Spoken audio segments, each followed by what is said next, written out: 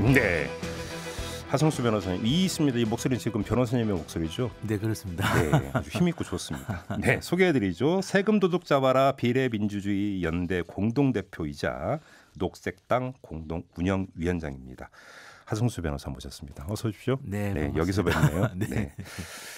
자, 오늘 이야기 들어가기 전에 요거부터 좀 먼저 여쭙고 좀 들어가고 싶은데, 어제 그 민주당의 이인영 원내대표가 국회 교섭단체 대표연설에서 어떤 이야기를 했냐면, 일 안 하는 국회의원에게 페널티를 줘야 한다, 이런 이야기를 했거든요.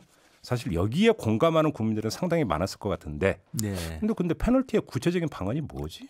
여기 아마 고개 갸우뚱거리는 분들이 있었을 것 같은데, 구체적인 방안이 좀 있을 수 있을까요? 네, 뭐 외국에서도 이런 거와 관련된 좀 내용이 있는데요. 네. 가령 벨기에 같은 나라는 상습적으로 무단 결석을 하면 월급의 40%를 감액한다, 이런 페널티를 주고 있습니다. 아예 그런 구체적인 규정이 있어요. 네네. 그래서 뭐 예. 이게 외국에는 꽤 많이 페널티가 있는데, 네. 주로 이제 월급을 깎든지 네. 아니면 의원직에서 심하면 제명을 시키는 것까지도 포함되어 있는데요. 아, 제명까지 있습니까? 네네. 그래서 지금 요번에 이제 국회에서도 얼마 전에 그 박홍근 의원이 발의한 법안은 월급을 깎는 내용입니다.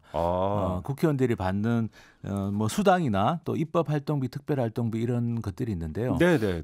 일종의 지금처럼 국회가 파행이 될 때 그 네. 파행에 책임이 있는 예. 정당의 소속 국회의원에게는 뭐 입법활동비, 특별활동비 합치면 한 달에 한 400만 원 가까이 됩니다. 잠깐만요. 네. 수당만? 그런 관련 활동비 수당만? 본봉이라고 할 수 있는 수당 외에 예. 입법활동비, 특별활동비라는 명목으로 그것만 400만 원? 받는 게 월 한 400만 원 가까이 되는데요. 예. 어쨌든 그 국회가 파행이 되고 그 네. 파행을 불러일으킨 책임이 있는 정당의 국회의원들에게는 예. 그 400만 원 정도에 달하는 그 입법활동비, 특별활동비하고 그다음 그 외에도 뭐 예산 지원이 되는 것들이 있습니다. 네. 뭐 입법 및 정책 개발비라고 있죠. 정책 개발에 개발비도 쓰는 있고. 돈들, 또 뭐 여비 이런 것들을 네. 전부 이제 삭감하는 그런 내용의 법안이 얼마 전에 발의됐는데요. 일단 통과되고 안 되고를 떠나가지고 네. 이런 논의는 좀 필요한 것 같습니다. 당연히 논의가 필요한데 네. 통과 가능성 별로 없어 보입니다. 네, 이거 뭐 아시는 것처럼 뭐 국회 선진화법 때문에 네. 교섭단체 중에 한 군데라도 반대하면 현실적으로 통과가 어려운 건데요. 그러니까요. 이건 압도적인 국민 여론이 뒷받침되지 않는 이상은 국회 통과하기가 쉽지 않을 것 같은데, 그래서 압도적인 국민 여론을 만들면 되는 거 아니겠습니까? 네, 그렇습니다. 지금 뭐 국회의원도 무노동 무임금을 적용하자라는 것에 대해서 뭐 여러 기관에서 조사를 해보면 네. 80% 이상 압도적인 찬성이 나오고 있습니다. 그러니까요. 그런 국민 여론을 감안하면 또 내년에 총선이 있기 때문에 네. 말씀하신 것처럼 어떻게 보면 되게 어려운 건데 네. 여론만 뒷받침되면 또 저는 실현될 가능성도 있다고 봅니다. 지금 그 인터넷 라디오 미니로 김상욱 님이 질문을 주셨는데, 이 페널티를 유발한 상대 정당이 있지 않습니까? 이런 상대 정당은 국고 보조금을 끊나요? 이런 질문을 주셨네요. 지금 뭐 좋은 질문이신데요. 일단 이것도 아이디어 같은데. 네, 국고 보조금을 뭐 이렇게 삭감하는 것도 지금 법안으로 나와 있습니다. 아, 그것도 있어요? 네. 그래서 예. 일종의 이제 그 국회의원에게는 월급 삭감, 네. 정당에게는 뭐 국고 보조금을 삭감하자, 네네. 이런 게 있고요. 네. 문제는 이제 그러면 누가 파행에 책임이 있느냐가 문제인데, 그렇겠죠. 지금 현재 나와 있는 법률 안에서는 일종의 의사 일정을 협의해야 되는데 협의를 거부하거나 또는 의사 일정을 합의했는데도 출석을 하지 않거나 이런 경우로 좀 특정을 해놨습니다. 그래서 그 정도 특정을 하면 한번 이런 법을 한번 실행해 볼 만도 하다고 생각합니다. 그 말 나온 김에 지금 국회의원들에게, 일 안 하는 국회의원들에게 그 물릴 수 있는 페널티가 뭐가 있을지, 우리 청취자 여러분들 좋은 아이디어 있으면 문자로 좀 보내주시기 바랍니다. 네. 짧은 글은 50원, 긴 글은 100원의 정보 이용료가 부과되는데요. 샵 8001로 보내주시면 이 방송 마무리하면서 제가 소개를 해드리도록 하겠습니다. 법안이 발의는 되긴 했는데 그냥 쌓이고 있다. 네, 먼지가 그렇습니다. 쌓이고 있다. 네. 먼지를 털어내고 이러면 알겠습니다. 일단 요점만 좀 확인을 하고, 오늘 이제 본격적으로 이야기를 해봐야 되는 주제는 어떤 겁니까, 변호사님? 네, 최근에 뭐 삼성 바이오로직스, 뭐 삼바라고 하죠. 삼바. 네, 삼바 분식회계 수사가 진행이 되고 있고, 네. 사실 이게 이제 2015년 7월에 있었던 그 삼성물산 제일모직 간의 합병 문제하고 연결이 돼 있습니다. 그렇죠. 예. 그리고 당시에 뭐 아마 기억하시겠지만 그 당시에 국민연금이 그 합병에 찬성을 했는데 네. 그와 관련해서 이제 그게 그 당시 박근혜 정권에서 정부 차원에서 정권 차원에서 개입을 해서 국민연금이 그 삼성물산 제일모직 합병에 찬성을 하게 하고 그로 인해서 사실은 국민연금이 손해를 봤다.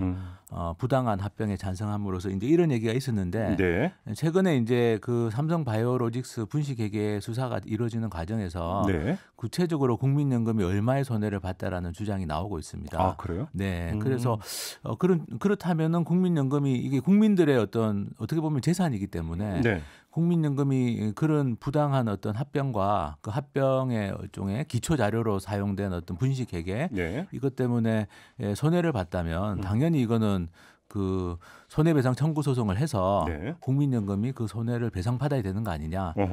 근데 그게 지금 아직도 안 이루어지고 있기 때문에 그 문제를 좀 말씀드려보고 싶습니다. 그래. 일단 그러면 수사 상황부터 좀 체크를 하죠. 지금 어디까지 진행이 된 겁니까, 수사는? 네, 지금 현재 삼성바이오로직스 분식회계 관련해 가지고는 지금 삼성전자 부사장 2명은 구속이 돼 있습니다. 그렇죠. 네, 그리고 삼성바이오 삼바 대표이사가 곧 소환될 예정이고요. 네. 그리고 법조계 주변에서 예측하기로는 이재용 부회장에 대한 소환 조사도 임박했다. 임박했다? 네, 그러니까 지금 삼바 분식회계 수사는 거의 지금 막바지로 가고 있다라고들 얘기하고 있습니다. 그러면 변호사님이 평가하시기에 이재용 부회장에 대한 그 소환 조사까지 임박해 있다면 수사는 지금 정방향으로 제대로 가고 있다고 평가를 하시는 겁니까? 네, 저는 이 수사가 사실은 검찰의 명예를 좀 회복할 수 있는 수사가 아닌가. 왜냐하면 이 수사가 굉장히 분식회계 또 합병과 관련된 그동안 논란이 많이 되어 왔고 지금도 대법원에서 어쨌든 지금 박근혜 전 대통령이나 이재용 부회장에 대해서 이와 관련된 재판이 진행 중에 있는데 어쨌든 이 검찰의 칼 것이 우리 사회의 가장 그 일종의 권력의 핵심이라고 할 수 있는 데까지 재벌 한국 재벌의 대표적인 재벌의 핵심을 향하고 있기 때문에 이 수사는 굉장히 좀 의미가 있지 않을까 생각하고 있습니다. 그런데 소환 조사와 어떤 조사 결과는 현재는 좀 별개 아니겠습니까? 네, 그렇습니다. 그러니까 소환 조사를 한다고 해서 꼭 그것이 어떤 그 입증을 하고 어떤 그러니까 법 위반을 입증을 하고 처벌로 이어진다는 보장이 있는 건 아니지 않습니까? 그렇습니다. 설사 이제 삼바 분식회계와 관련해 가지고 그게 이재용 부회장이 직접 관여했느냐가 지금 핵심인데요. 그렇죠. 그것까지는 안 밝혀질 수도 있습니다. 다만 이제 아까 말씀드린 대법원에서 지금 그 삼성물산과 제일모직 간의 합병권 관련해서 이게 정말 조직적인 그 경영권 승계 작업, 삼성그룹 경영권 승계 작업의 일환으로 그 합병이 진행된 것이고 그와 관련해서 뇌물이 오고 갔느냐와 관련해서 지금 대법원에서 재판이 진행 중에 있는데요. 그러니까요. 그 결과에 따라서 사실은 이재용 부회장이 다시 구속이 될 수도 있고 아닐 수도 있는 상황인데 이 삼바 분식회계 수사가 설사 그 자체로는 이재용 부회장에 대해서 혐의를 다 입증 못하더라도 이런 분식회계가 있었고 이게 결국에는 삼성물산 제일모직 간의 합병을 돕는 결과를 낳았다면 대법원에 진행 중에 있는 재판 결과도 영향을 줄 수 있습니다. 아, 그래요? 네. 보도를 보니까 대법원 그 심리는 이제 끝났고 판결만 앞두고 이런 보도가 있던데 한번 좀 그 연관해서 지켜봐야 될 것 같고요. 근데 이런 시각도 있습니다. 최준경 전 지식경제부 장관이 한 언론과 인터뷰에서 뭐라고 주장을 했냐면 그대로 읽어드리면 이 삼바이 분식회계 문제가 오너의 경영권 유지를 위해서 일어났다는 시각은 문제가 있다. 대기업 사주에게 유리한 것은 무조건 악이라는 식의 프레임을 더 씌우는 것은 문제다. 이렇게 이야기를 했거든요. 네, 정상적으로 회계 처리를 하고 정상적으로 합병을 했다면 그렇다면 그런 말씀도 저는 성립 가능하다고 보는데요. 지금 간단하게 설명을 드리면 삼바 분식회계를 통해서 그러니까 삼성바이오로직스의 기업 가치를 뻥튀기 한 겁니다. 그리고 삼바 주식을 제일모직이 많이 가지고 있었는데 그러니까 제일모직 주식 가치가 또 뻥튀기가 되고 가치가 그런데 또 제일모직 주식을 삼성의 이재용 부회장이 23%를 가지고 있었기 때문에 결국 삼성 부회장이 가지고 있는 주식의 가치가 뻥튀기가 된 겁니다.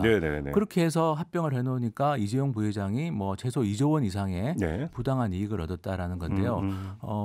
경영권 승계를 하든 분식회계라든지 이런 어떤 아주 그 일종의 회계 조작 내지는 합병 비율 조작이라고 할 수 있는 이런 행위가 없었다면 그런 말씀도 성립할 수 있지만 이 문제는 굉장히 심각한 어떤 경제 정의의 문제가 아닌가 싶습니다. 일단 그 조사를 해봐야 나오는 거잖아요. 결국 뭐든지 거는 상당히 많이 그래도 지금 밝혀진 것 같고요. 왜냐하면 증권선물위원회가 작년 12월에 어쨌든 이런 문제에 대해서 지적을 한 바가 있고 그래서 거래 정지까지 심지어 삼성바이오로직스 주식을 주식이 거래 정지된 사례도 있었기 때문에 네네. 뭐 물론 말씀하신 것처럼 완벽하게 유죄가 입증된 건 아니지만 네네. 상당히 많은 지금 정황이나 증거들은 드러나고 있습니다. 알겠습니다. 소환 조사가 이루어지면 그 조사 결과를 좀 지켜보도록 하겠고요. 조금 전에 이제 변호사님이 말씀하신 것 중에 하나가 이제 국민연금에 끼친 손해, 네. 국민연금이 입은 손해 이 부분도 함께 살펴봐야 될 것 같은데. 대충 이제 그 추정액이 나왔다고 말씀하셨어요. 네. 어느 정도로 나온 겁니까? 지금 이건 참여연대가 계산해서 주장하고 있는 액수입니다만 예. 어쨌든 3,300억에서 6,300억 정도 사이가 최대 6,300억. 네, 최대 6,300억 정도가 국민연금이 손해를 본 거라고 하고 있습니다. 그래요? 그런데 이 부분은 뭐 말씀드린 형사상 책임 문제하고 별개로 네. 이건 민사상의 문제고 네. 국민들의 어떤 재산을 회복하는 문제이기 때문에 네. 여기에 대해서 지금 정부가 손해배상 소송을 하지 않고 있는 건 심각한 문제라고 생각합니다. 그래서 손해배상 촉구하는 국민청원이 이미 나왔다면서요? 네, 사실은 2016년 12월에 12,000명이 청원을 했었고요. 네. 이번에도 또 국민청원을 했었습니다. 네. 그리고 이게 굉장히 중요한 게 그 삼성물산 주식을 가지고 있던 외국계 투자 자본이 있습니다. 엘리엇이라고. 예. 거기가 우리나라 정부를 상대로 지금 소송을 해놓은 상태입니다. 자기들이 이 부당합병, 삼성물산 제일모직의 부당합병으로 손해를 봤다고 네. 외국계 투자자는 소송을 해놓은 상태인데 네. 정작 우리 국민들의 재산인 국민연금에서는 소송을 하지 않고 있다. 근데 이 민사소송이라는 것도 소멸시효라는 게 있습니다. 아무 때나 할 수 있는 게 아니라 민사도? 손해를 안 날로부터 3년 이내 하게 돼 있는데요.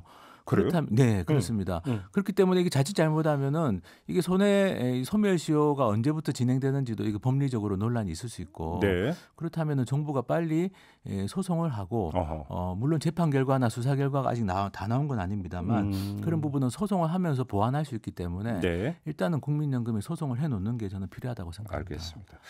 뭐 이제 그 누구를 처벌하느냐 마느냐 이런 문제 상당히 중요하긴 하겠지만 또 한 가지는 이게 이제 그 이 사건이 우리 사회에 던지는 경종 내지 메시지라고 하는 것도 상당히 중요한 것 아니겠습니까? 꼭 짚어야 되는 포인트가 있다면 뭐가 있을 수 있을까요? 일단은 아무리 재벌 총수라고 하더라도 네. 최소한의 어떤 법은 지켜야 되는데 이게 이제 결국에는 정권하고도 유착이 돼서 네. 결국에는 정부가 국민연금 가지고 있는 주식 의결권 행사를 뭐 부당하게 하게 만든다든지. 네. 사실 이 사건 자체가 우리 사회에서는 그동안 좀 민주화 이후에 좀 그래도 좀 줄지 않았다라고 생각했는 네. 어떤 그런 정경 유착의 문제, 또 대기업 그 재벌 총수의 아주 전행이라고 할 수 있는 문제 이런 것들이 적나라하게 드러났기 때문에 저는 이 문제를 좀 바로잡는 게 한국 사회의 미래를 위해서 굉장히 중요할 거라고 생각합니다. 저는 한동안 분식회계라고 하는 용어를 까먹고 있었는데 다시 등장하더라고요. 네. 알겠습니다. 자, 말씀 여기까지 듣도록 하죠. 하승수 변호사와 함께했습니다. 고맙습니다. 네, 감사합니다. 뉴스의 이면, 사실 너머의 진실을 들여다보겠습니다.